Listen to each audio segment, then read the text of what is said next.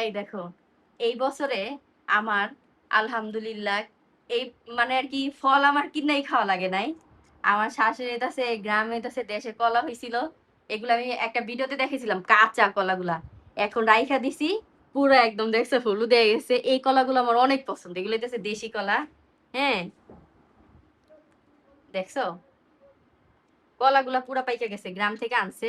আর গাছে একটা ছোট গাছ লাগাইছে। গাছে ৩০ টা আম হইছে। ওই জায়গা থেকে আমার ভাগে মাত্র ২ টা আম পড়ছে। এটা হইতাছে রূপালী আম। আমগুলা পাইকা গেছে। আহারে! এইটা আবার একটু এই জায়গা দিয়ে একটু নষ্ট হয়ে গেছে। আরেকটু আগে দেখতে পারলে এগুলো তো ঢাইকা রাখছিলাম জানি পাইকা যায়। আর এইগুলা আন্টি দিছিল আমারে আম। আন্টি কয়টা আম জানি দিছিল? আহ ভুইলা গেছি। ১৫ টা আমের মতো দিছিল। অনেকগুলা খায়া ফেলাইছি। উম আরেকটা তো পচে গেছে মনে হয়। আরেকটা পইচা গেছে দেহ। এগুলো হইতাছে আন্টির এই গাছের আম। এটা আন্টি মানে হইতাছে আমি আগে হইতাছে যার বাসায় থাকতাম, আমার একটা বাড়িওয়ালা আন্টি আছে, উনার সাথে অনেক ভালো সম্পর্ক।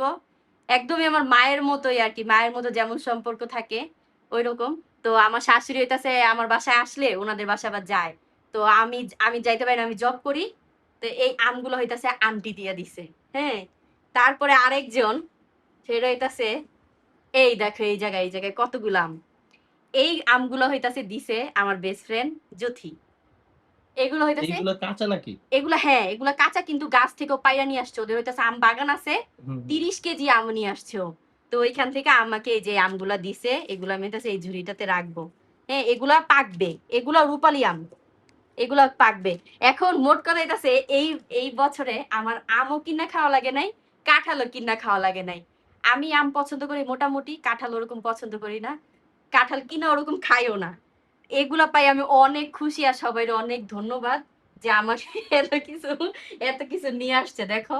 ভাল লাগে না? হুম। এগুলো আমার অনেক ভাল লাগে।